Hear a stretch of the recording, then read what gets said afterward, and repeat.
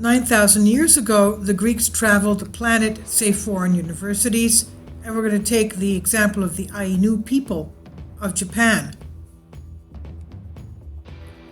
It's not anti-Hellenism when scientists document the Greeks went to Japan, China, Chile, and do not mention it in any book of Ministry of Education. Homer, because of views of professors of anthropology, paleontology, and history who document that ancient Greeks went everywhere, such as Japan, China, and Chile, but don't exist either as information at any level of education or in publications of historic or non-historical content, indifference or anti-Hellenism of the Ministry of Education and Foreign Affairs, ? Many distinguished scientists, including Professor of Anthropology at University of Phoenix, Dr. Thomas S. Anderson, claims that the Ionians arrived in Japan in 7000 BC and used the island of Hokkaido as a base for American colonization, which must have taken place around 6,500 BC. That's 8,500 years ago. During their voyage, they must have arrived in the Hawaiian Islands. That is why various Greek words have remained in the Hawaiian Islands, such as aitos, which in Hawaiian means eagle. It's the same exact word in Greek, aitos meaning eagle. Then the Ionians must have been divided into two groups. The first group headed north. These were the Ionians, the Bacchians, while the second group headed south. They were called the Ionians Hecatius. The Ionian Bacchus were renamed Ionavakio, which later became the modern-day Navajo, Jonavakio Navajo, the most civilized Native American people in North America. We know that in the mid-1800s, a Northeast, one of the professors of the colonies of the Northeast of the United States wrote a letter to the chiefs of the Native American Indians, and he wrote the letter in ancient Greek, and he explained that I'm writing to this in your native language, in the alphabet that you know of, and he wrote to them in ancient Greek, and he called them aderphia, meaning brothers, and he says, be careful you don't lose your culture and your heritage because of the influx of the Europeans into the continent. And he wrote them in Greek. Kindly support my Patreon account. The daily posts are 5 videos daily, and they are totally different from what I have on my YouTube channel. Thank you so much for your support and that you find all my content so interesting. You'll find the Patreon account details in the description box. And let's remember the DNA of the Native American Indians of the Great Lakes region are from ancient Crete. And we know that they had traveled they were trading all the way to the British Isles. They went to Scotland, and then Iceland, Faroe Islands, Iceland, then Greenland, and then into North America. And that's how they got to the Great Lakes, from which they took most of the copper. But anyway, going back to this, the Jonavakio Navajo, the most civilized Native Americans and people in North America, they gave to today's USA various place names such as Potami, meaning river in Greek, Potomac, which comes from the Greek word meaning river. And on the contrary, the Ionian Hecatians were renamed in the course of the centuries into Onis, which with the linguistic evolution later became Incas, the most civilized people in South America.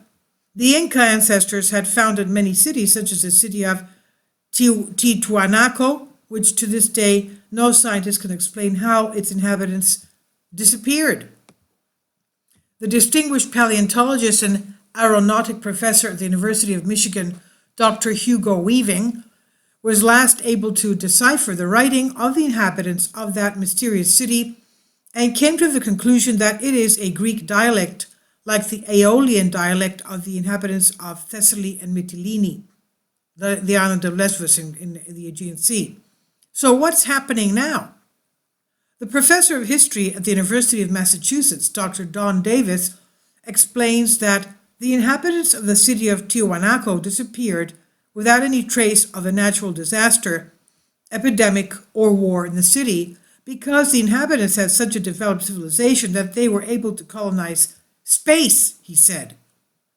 And so that mysterious Andean civilization disappeared overnight. Excerpt from the article of Professor Athina Kahagya, Wednesday, 29 of August 2012. A. The case of AINU, or the AINU of Japan. And these are the images that I'm showing you here. And they look totally non-Asian. As you can see, they look European.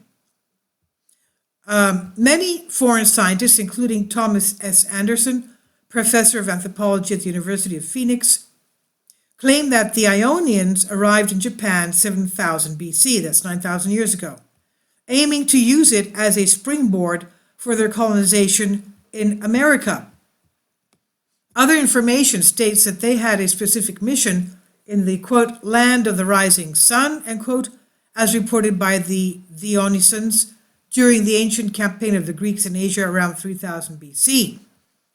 The official history of Japan states that when the first Japanese crossed China and arrived in Japan, they met a white-bearded tribe, an extremely rare phenomenon in the land of Anatolia, the Ainu, who were diligent warriors and hunters. The Japanese and Asians in general do not have thick beards, as their beards are sparse.